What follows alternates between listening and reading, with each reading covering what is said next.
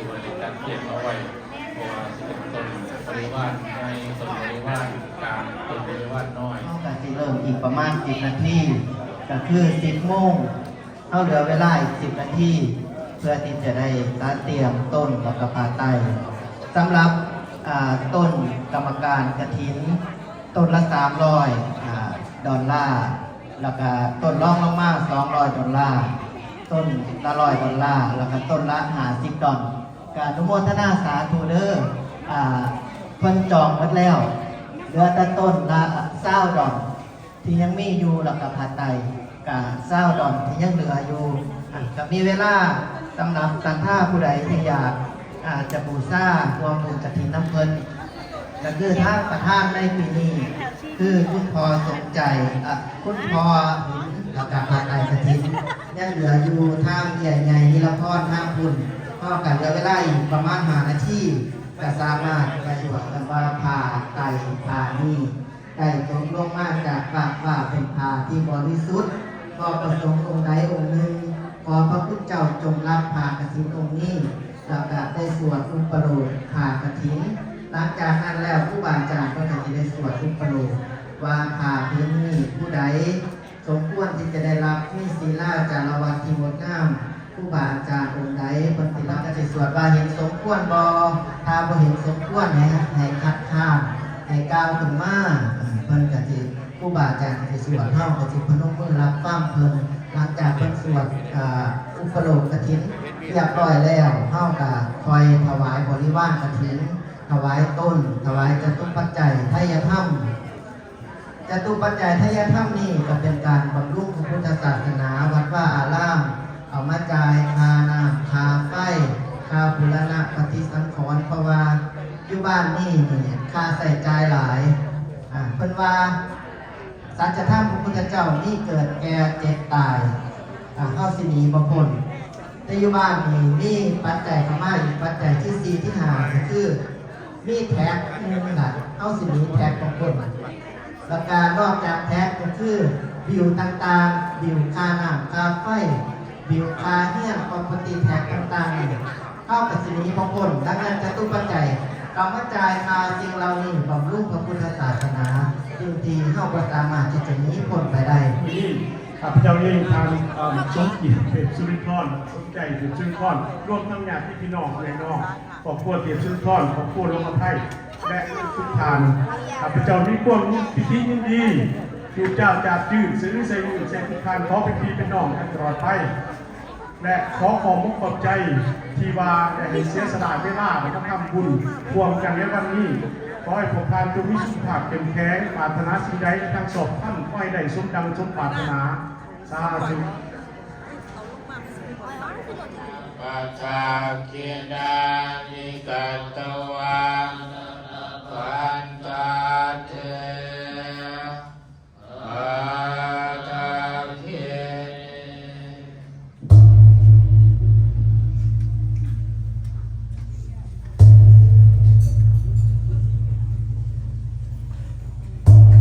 จบลงไปเป็นการสวดถวายพรพระหรือว่าสวดพระลำดับต่อจากนี้ไปขอเชิญท่านทั้งหลายเตรียมตัวใส่บาตรกับการรัตนานิมนต์พ่อแม่ครูบาอาจารย์ได้ออกรับบิณฑบาตสำหรับแถวแรกก็จะเป็นแถวเจ้าภาพประธานใส่เป็นแถวแรกแม่ก็ยับขึ้นมากจากน้อยแถวที่2แล้วก็หลังจากแถวที่2ใส่แล้วเข้าไปยับออกกันเพราะนั่งเป็นแถวเป็นระเบียบอยู่แล้วสำหรับแถวแรกใส่ปุ๊บก็ยับออกกันผู้ใดยังบ่ใส่ก็เพิ่นก็สิรับยามลงไปเป็นแถวไปสำหรับบาตรก็สิใส่ข้าวแล้วก็อาหารผลไม้รับไม้ส่วนจตุปัจจัยที่เฮาได้เตรียมไว้ใส่เป็นองค์ก็ ป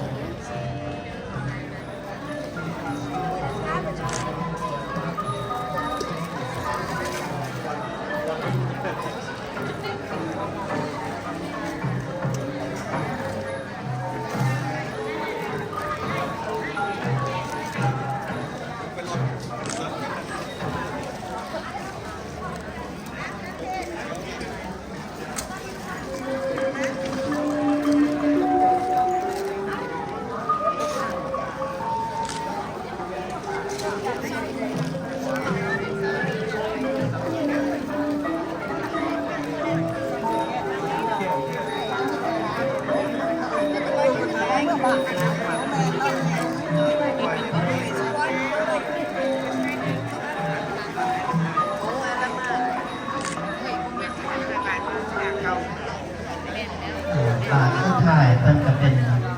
บาทพระพุทธที่แล้วก็ต่อจากบาทพระพุทธก็เป็นการแผ่การเทศน์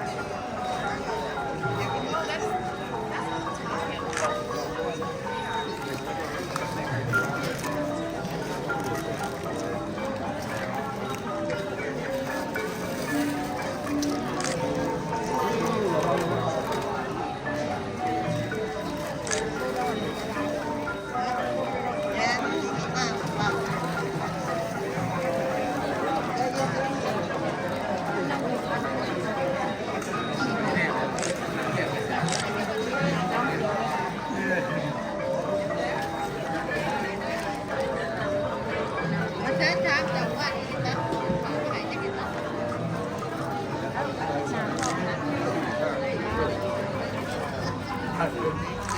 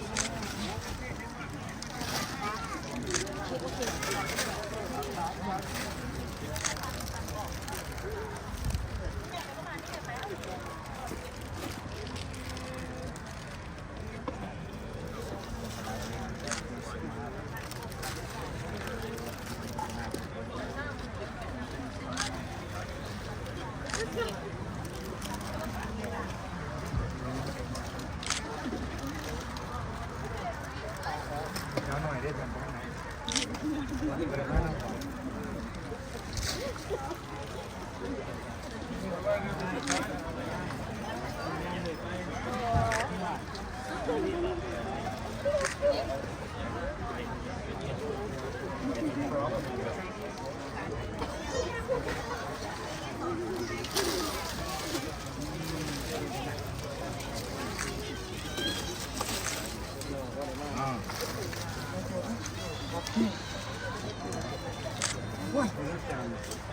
ี่เราห้องนะวะโต๊ะขึ้นมาสั่งมาสิก็พอกันแล้วให้คนให้คนเวลาโตปุ๊บเพราะการว่า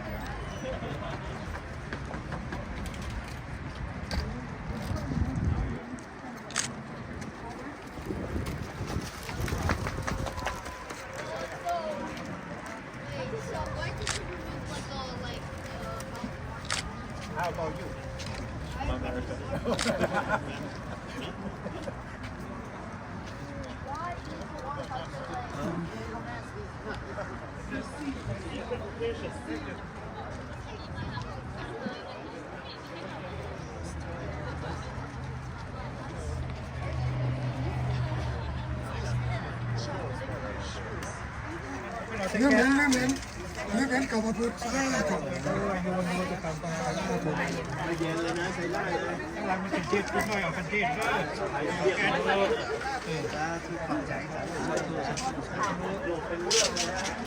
เดี๋ยววันนี้เราจะคิดให้มันมาอีก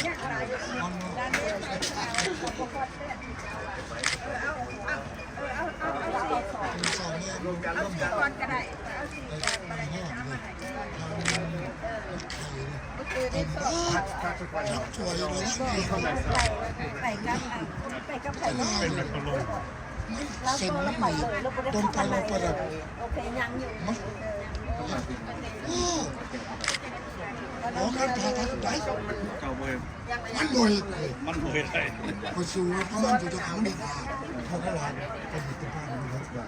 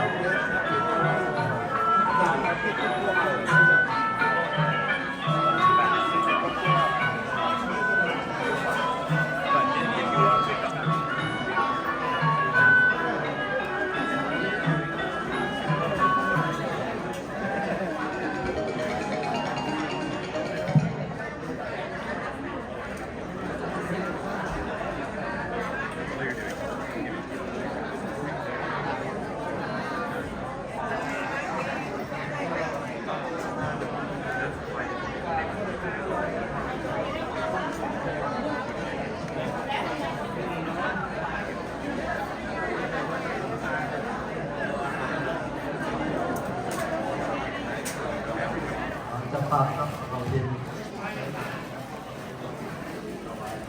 เริ่มนะโมตัสสะภะคะวะโตอะระหะโตสัมมา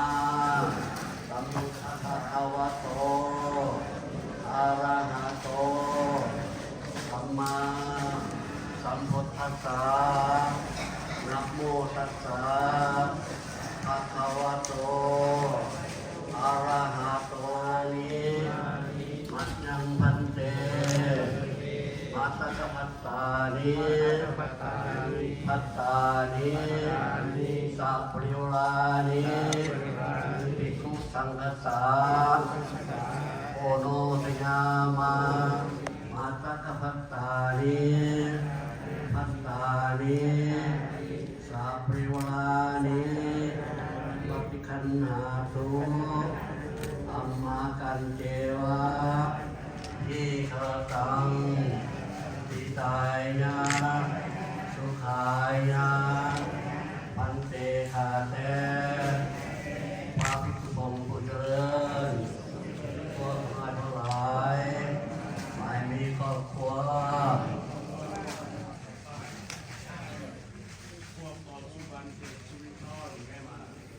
ผู้เดียวรับไปแล้วนั้นขอสมรับเอาผู้คนคนทานมีลูกและหลานพร้อมด้วยญาติมิตรและทำในวันนี้ตกทุกข์ขอให้พ้นจากทุกข์มีสุขแล้ว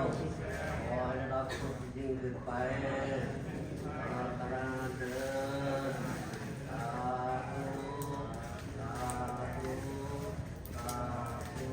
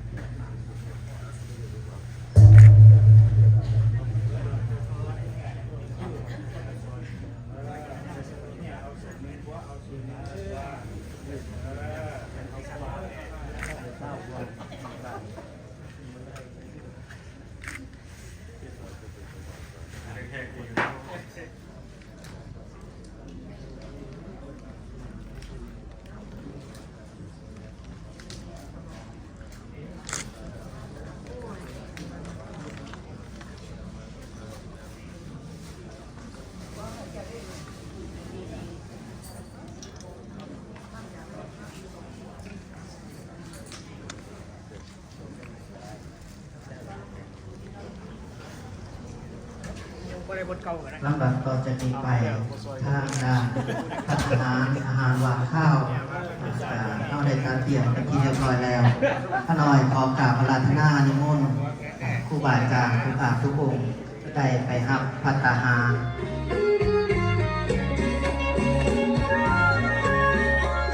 โอ้คุณพ่อแม่ขอรับน้ำพ่อมีออกยูทูบเลยนะครับโอ้ยไปเห็นจ้างงานขวัญเป็นเลยนะวันนี้เนาะ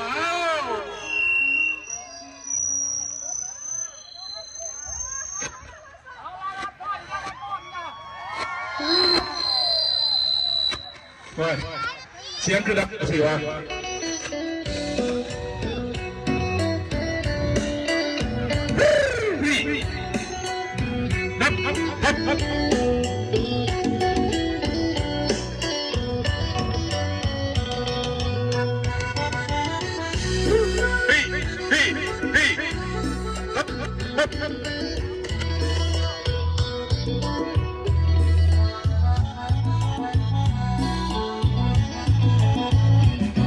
ดีใจได้รับจดหมาย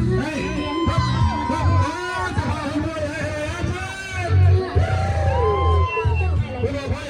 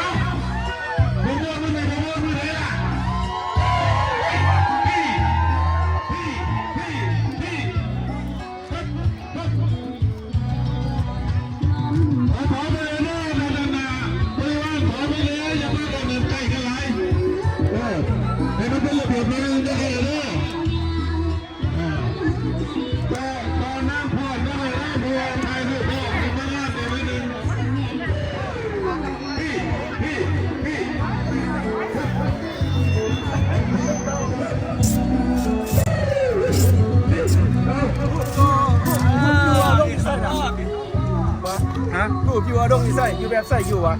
อะไรจูบอยู่ไทยนะในยูทูบวะแค่ยูทูบเลย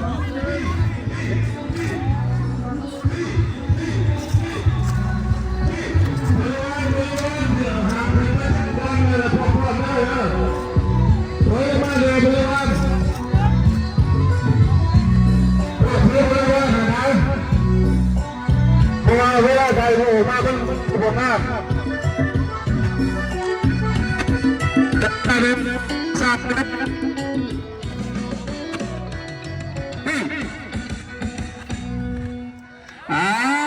เสียมา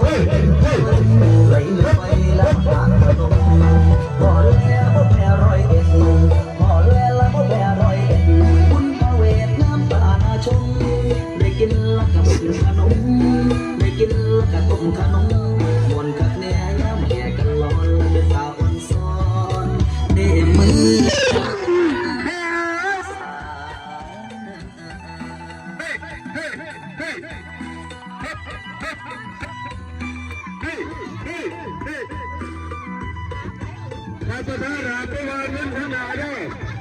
เพราะว่าช่วงวันคอยจุดนะเป็นอะไรบ้างนี่เ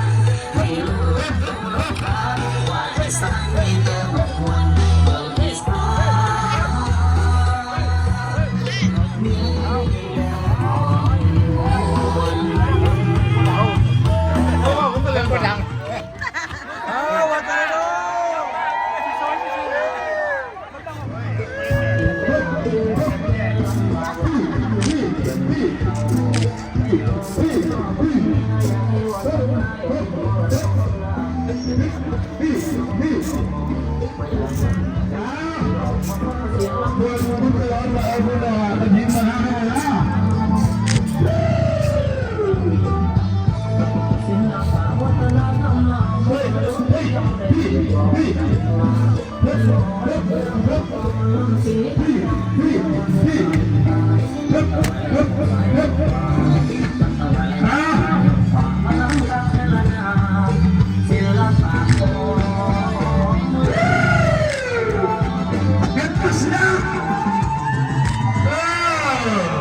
ไม่ได้เฮ้ยมีเสียงเพลงโอ้ไม่เฮ้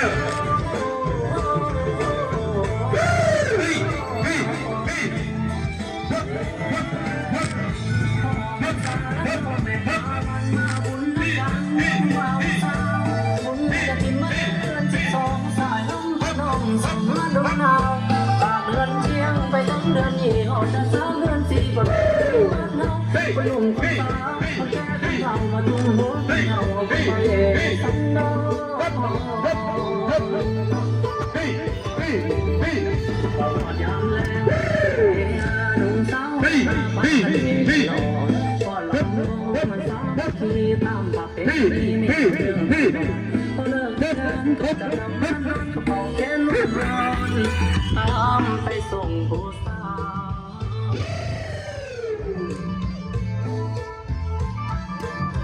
พอเดินไม่สารวนไม่กี่ แล้วพองานชื่ออะไรแล้วนั่นเลยทนาย คนหนุ่มคน ตัววิวาทเกี่ยวหลายเดียวนี่นะ สุขสันต์ตามภาษา เฮ้ยพี่ จุดไฟขึ้นฟ้าให้คนตก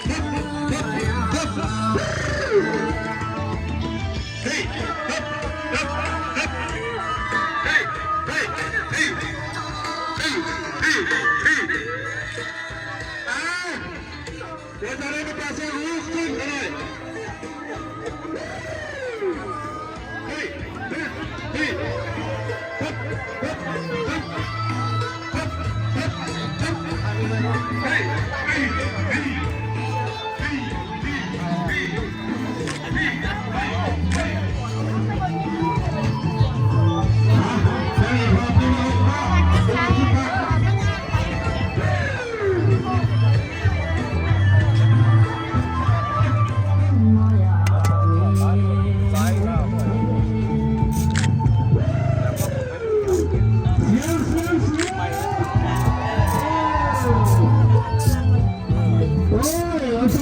เกียร์ได้ป่ะอ้าวเขาจะพาเราชูเขาจะพาชูเขา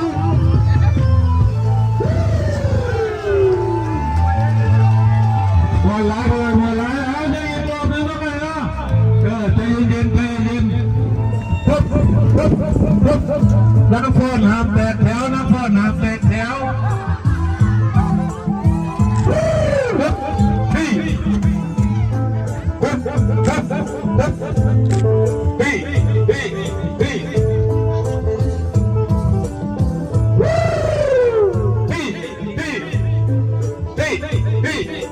โอ้งามแล้วเลย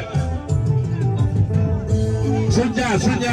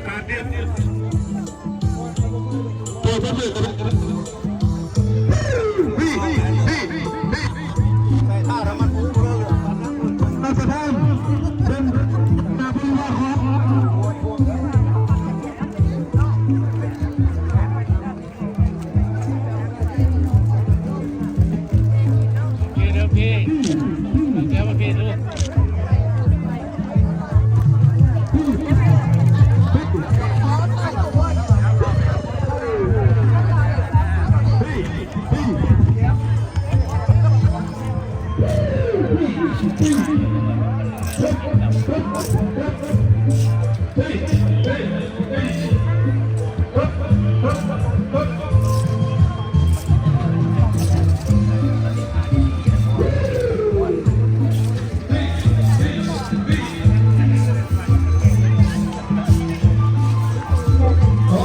น้ำไหลเลยมีแต่ภูมิมากทุกคนจะน้ำไม่ได้ว่าจะน้ำเพราะว่าเป็นคนชักเดียวเลยล่ะ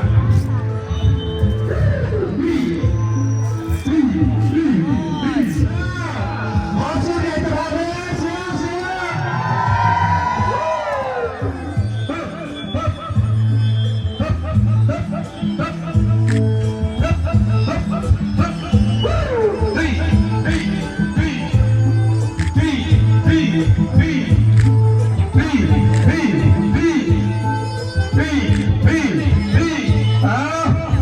วันนี้เลยนะผมจะเซ็นที่นี่ผมมีคนเล็กขึ้นแล้วก็บอกลูกให้นะเฮ้ยพี่ฮอดไปแล้วก็เลยนะขอขอบคุณขอบใจนะผมคณะบริวารของเราคณะกองกระถิ่นของเราเจ้าภาพเจ้าศรัทธาทุกแห่งทุกคนขอให้ได้รับได้รวยมีคำเป็นผู้ทุกคนเด้อให้ได้เงินล้านเป็นผู้ทุกคนเด้อให้อยู่ในนี้ให้เป็นผู้ทุกคนเด้อ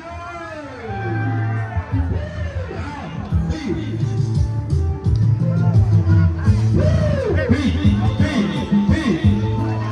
ขอให้เจ้าภาพเป็นพยานเลย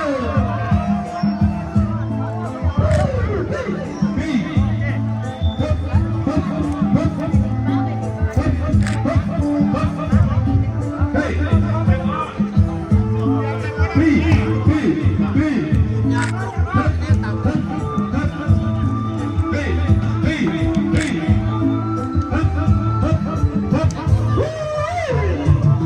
จะเป็นมวยได้แล้วขอเสียงเลยเสียโอ้ยเจ้าภาพเป็นข้าหลายโอ้ขอให้ถูกหวยด้วยความเป็นจุฬาทุกคนเลยนะ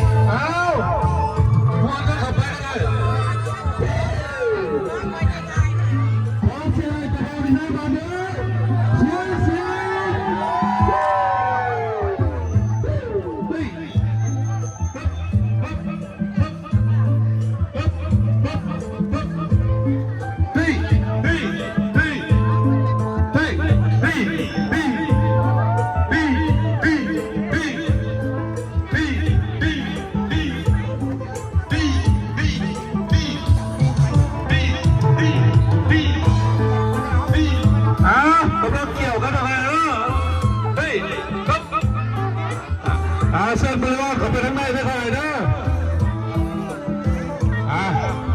จะถึงเครื่องบริวารกับขอเส้นเขาไปทั้งในผู้บอลกับบอลต่อไป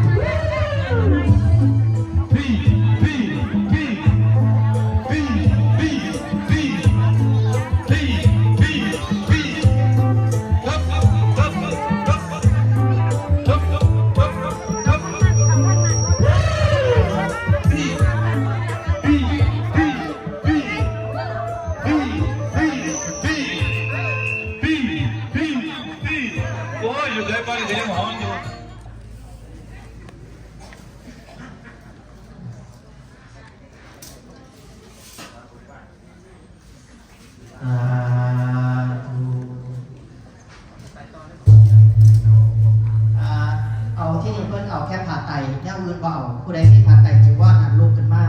เขียนต่อหน้าอาจารย์เพิ่นจะได้สวดเทียนเดียวเลยขอเรียนเชิญผู้ที่มีผ่าไตต้นเอาไว้ก่อนต้นสบายที่หลัง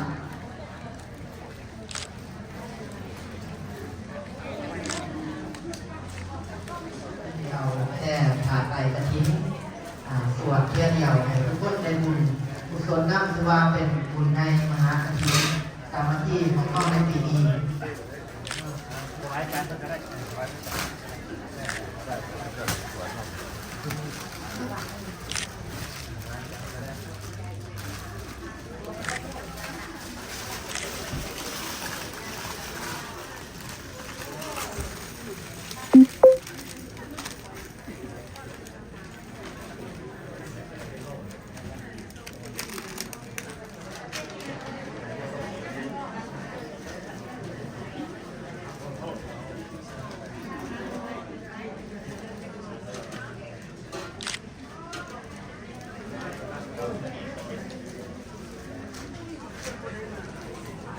ให้ถ้าเพิ่นตอบลำดับแบบนี้เพิ่นก็สิสวดถ้าน้อยก็แจ้งให้ทราบในคณะพ่อแม่ครูบาอาจารย์สวดนี่เข้ากับพนมมือขึ้น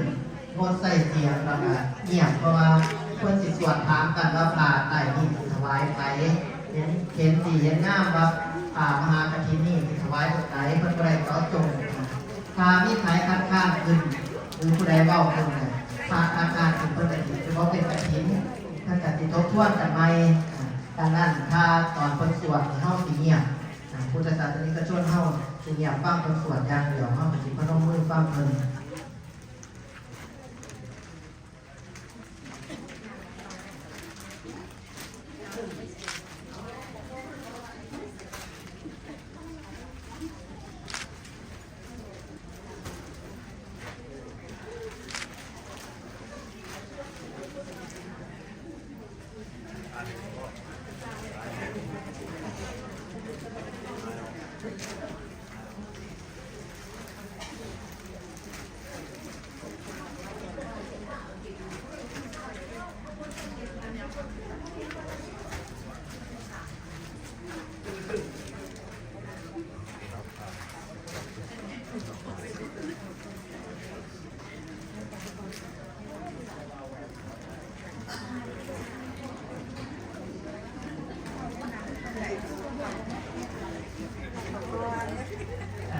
ถวายเลยแล้วเข้าไป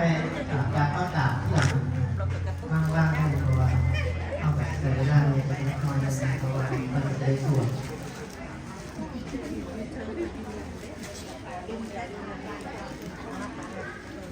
ลูกได้บ่ล่ะ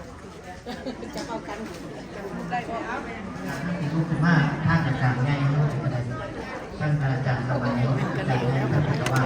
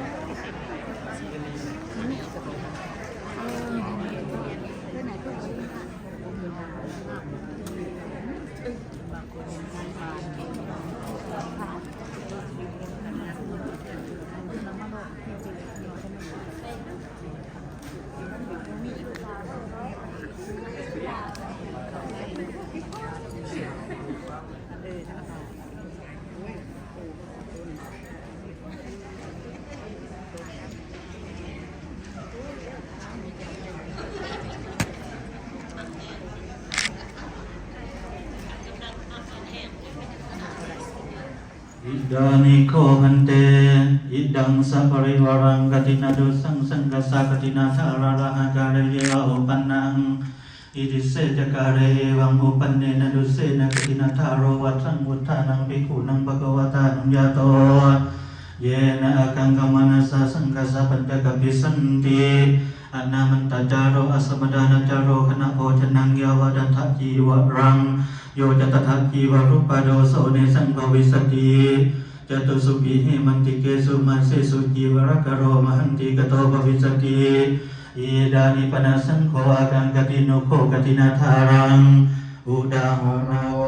มังกวตาปุกรสะอัฏฐารวะเสเนวะอนุญาโต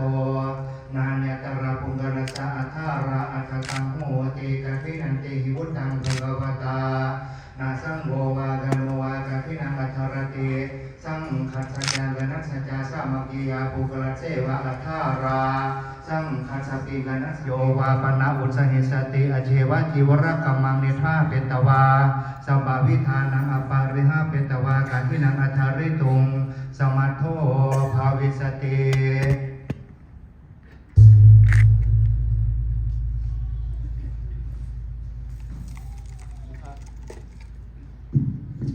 อิทาอัมเหสุอายัสมาอาทิโจ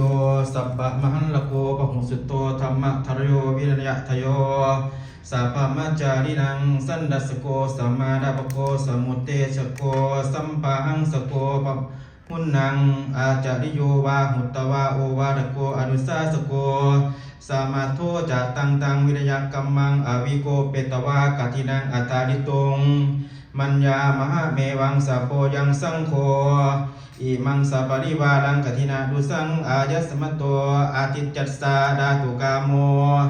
ตัสมิงกถินังอัฏฐารันเตสัพโพยังสังโฆสัมมาเทวะอนุโมดิสติอายัสมะโตอาทิจัสเสวะวาโนวาสัพพสิมาสาสังคัสสะจติพันเต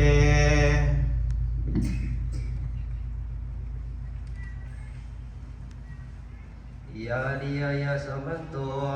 อาดิจัสสะอิมังสัพปริวารังคันตวาอายาสมันโตอาดิจัสสะอิมินาปโรกเนนะดะดาตุกัตตินาตุสังปนะปโรกเนนะดิยมานังปินโรติ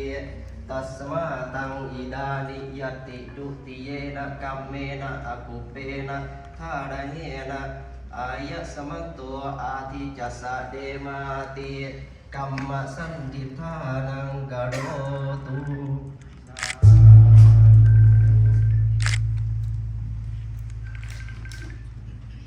โตอะระหะโตสัมมาสัมพุทธัสสะนะโมตัสสะภะคะวะโตอะระหะโตสัมมาสัมพุทธัสสะสุนาตุเมพันเตสังโฆอิดังสังฆสะกถินานุสังอุปนังยาดิสังฆสะปัตตะกัลลังสังโฆอิมังกถินาดุสังอายะสัมโตอาดิจัสสะดาเดยกาทินังอัฏฐาริตุงเอสายติสุนาตุเมพันเตสังโฆอิดังสังฆสะกถินาดุสังอุปนังสังสายะสัมโตกัมมติเยมัสสะกถินาดุสัสสะอายะสัมโตอาดิจัสสะนังกาทินังอัฏฐาริตุงโสตุนัสสะยัสสะนะกัมมติโสภาสยาบินนังอิดังสังเขนะกถินาดุสังอายะสัมโตอาดิจัสสะกาทินังอัฏฐาริตุงขามติสังฆสาตังหารยามิ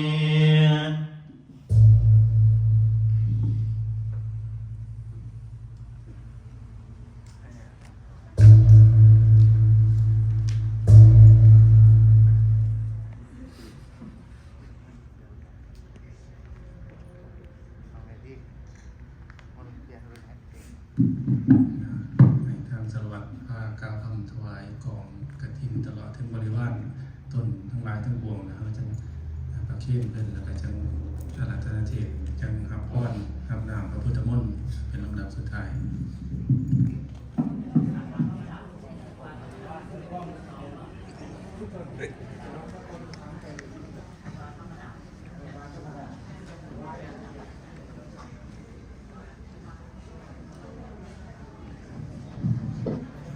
โมตัสสะ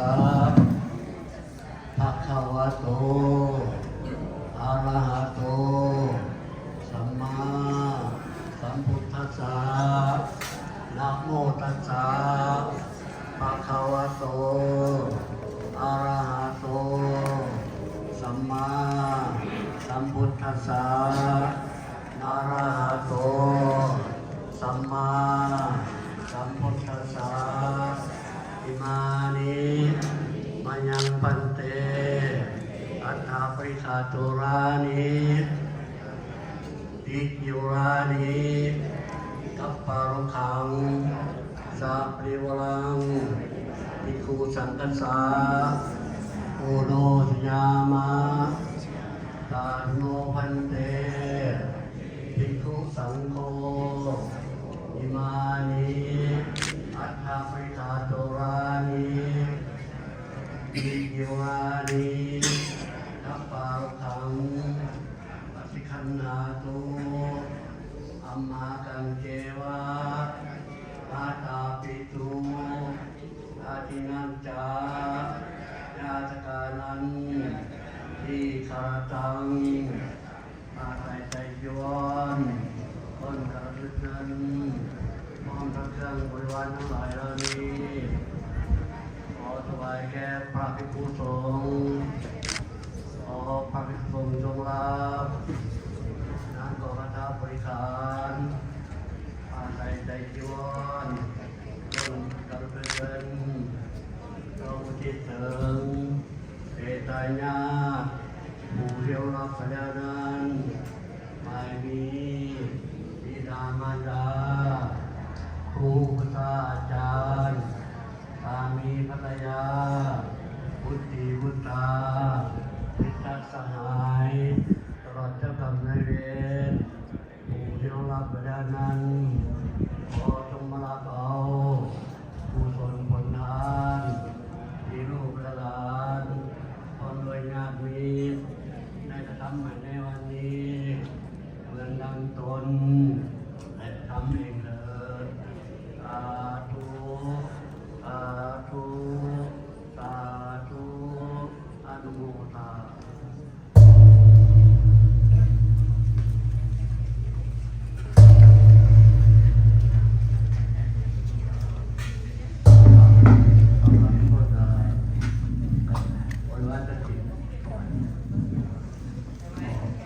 นิมนต์ครูบาอาจารย์สามองค์ไปยืนเอาคือข้างหน้าด้วยกันเลยเพราะว่าข้างหลังห้องว่ามีคนว่างอาจารย์ ฟังข้างหน้าแล้วก็ข้างข้าง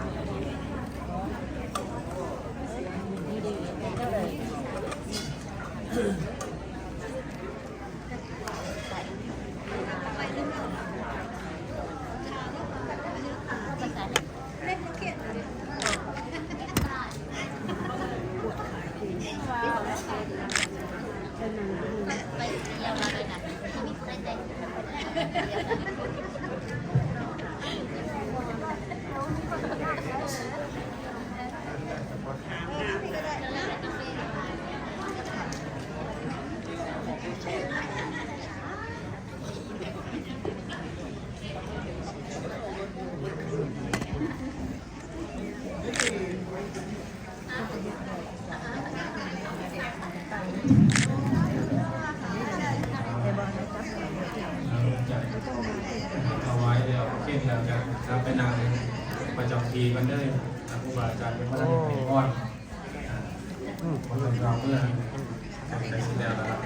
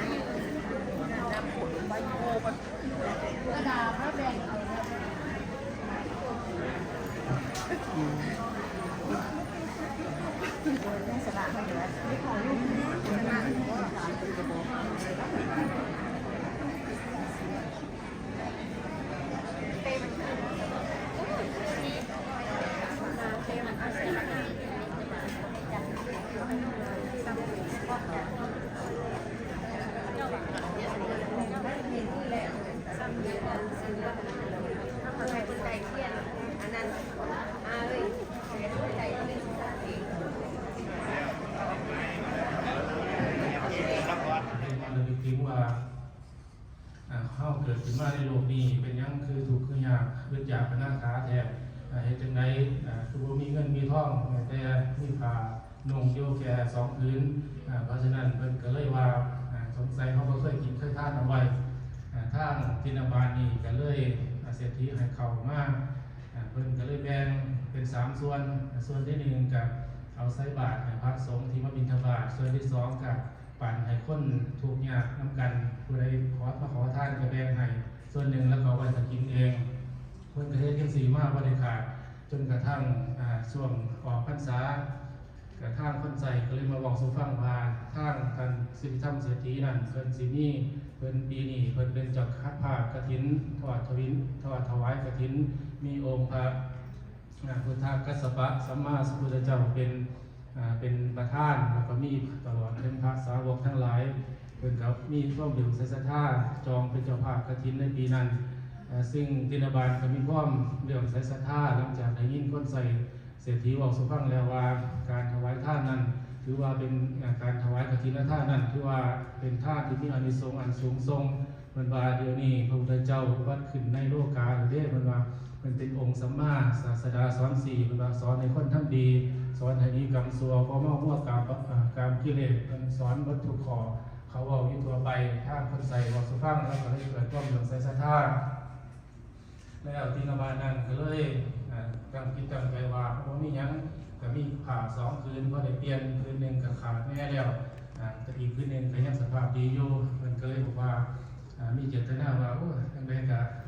คืนดีๆอยู่นี่ก็คือสิขายได้เงินอยู่พอได้มาร่วมบุญกฐินนำท่านเศรษฐีเพิ่นก็เลยตัดสินใจสละผ้าพื้นที่ดีนั่นซักแล้วดีๆแล้วก็ไปตลาดไปประกาศขายแล้วก็ทาง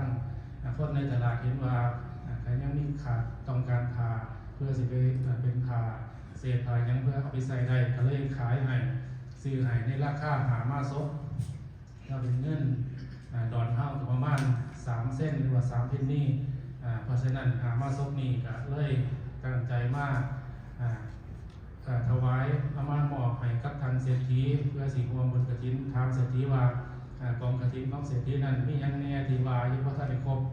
ทางเศรษฐีเพิ่นก็ได้ไปเบิ่งจัดที่ว่าเพิ่นได้จัดเตรียมไว้แล้วบริการแต่ผ้าสีเล็ก3น้ำ1ก็เพิ่นได้เตรียมหมดแล้วก็ยังอยู่ขาดที่แนวเดียวท่านได้ด้านนี้ผ้าที่ว่าสิมีเพิ่นผ้ากฐินทางติดวานก็ดีใจก็เลยเอาเงินส่วนนี้ไปซื้อพาเขาไปซื้อได้มากแล้วก็ถ้าคนขายก็ถือว่าได้มันก็ต้องคูกับเข็มเขาก็จะยินว่าสิไปเฮ็ดกฐินเขาจะการเลยมอบให้เข็มเล่ม1กับได้ก้อน1แล้วก็ได้มีน้องจิตน้องใจมากผู้โกโมทนานำศิลธรรมเศรษฐี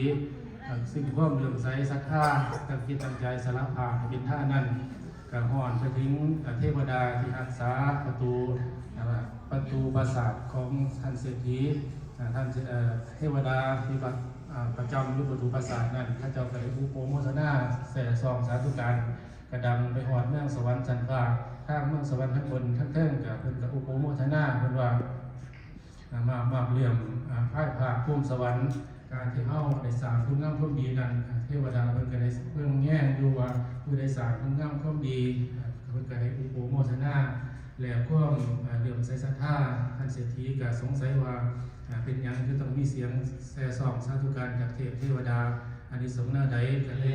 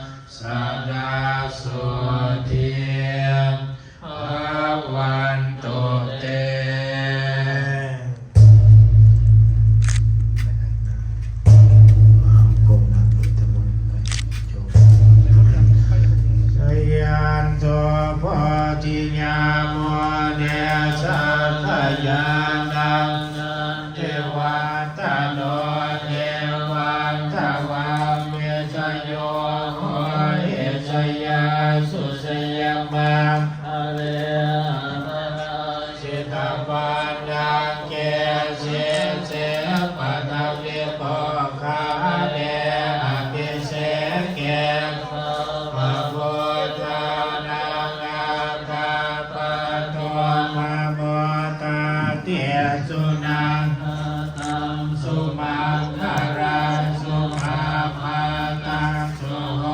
ติตังสุขโน